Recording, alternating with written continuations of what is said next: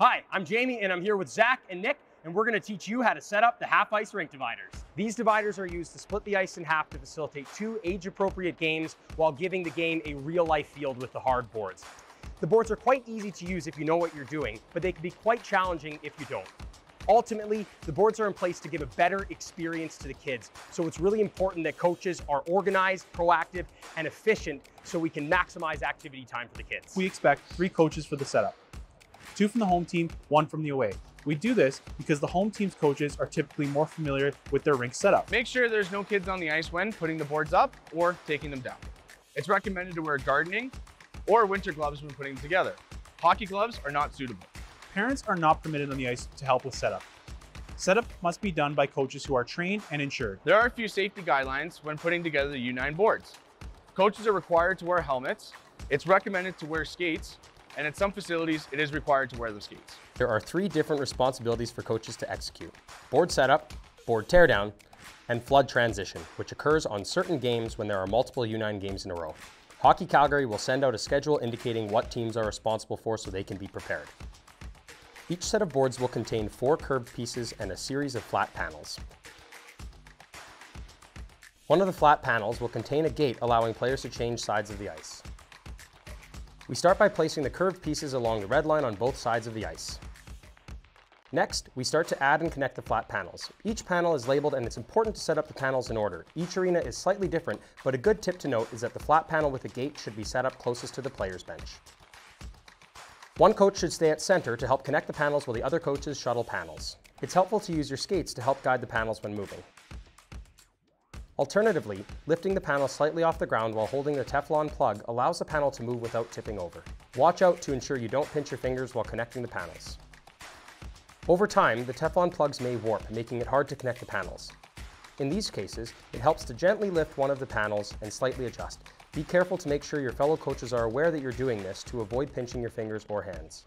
In order to connect the last panel, you'll have to disconnect and shift one of the curved pieces before reconnecting.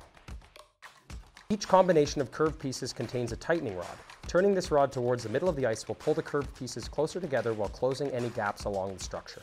Make sure you straighten the boards along the red line before tightening the rods. The tightening rod should be hand tight. The board structure will start to kink if the tightening rods are too tight. When preparing for a flood transition, it's best to disconnect the structure in the middle of the ice. First, loosen the tightening rods, then jiggle the boards and maneuver until you can disconnect the panels. In order to move the board structure efficiently, it's important to have a coach on either end and one coach in the middle. While moving the structure, it's important for the coaches at either end to apply center pressure to ensure the boards don't separate while in motion.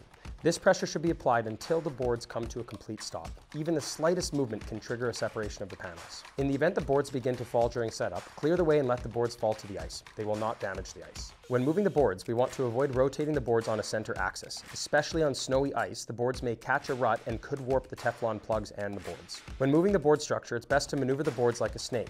Often this means gaining some momentum in one direction before guiding the structure to the appropriate place.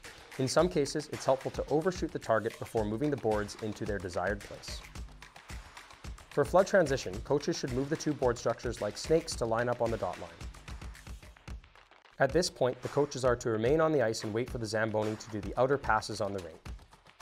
Once the Zamboni has completed the outer passes, the coaches will move the board structures like a snake and line them up along the boards, being careful not to carry snow to the freshly cleaned sections of the ice. At this point, the coaches from the previous game are finished with their responsibilities. The coaches for the next game will set up the boards after the Zamboni completes the flood. To set up after a flood transition, snake the boards back to center ice along the red line. In order to connect the structure, it's best to overshoot the target, then push the boards into place. Then, maneuver the ends in the middle to connect the 2 structures. Proceed to adjust the tightening rods to secure the boards before the players enter the ice surface. Once the game is complete and players are off the ice, it's time to tear down and put the boards away. Start by loosening the tightening rods and disconnecting the curved pieces on one side of the ice. Make sure not to disconnect both sides at the same time or the boards will fall to the ice. One by one, shuttle the panels off the ice to be placed back on the cart or in the storage location.